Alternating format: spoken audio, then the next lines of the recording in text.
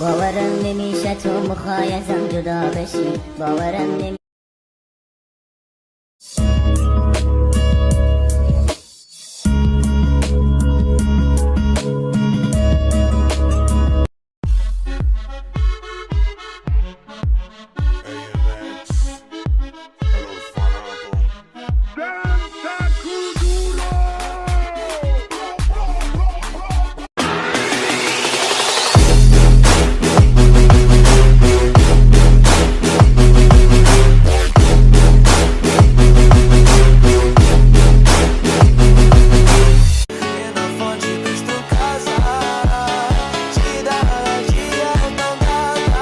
Bir necha yillar avval onajonimni va singlimni, xolamni umra ziyoratiga yuborishni Allohning izni bilan nasib qilgan edi, yuborgan edik.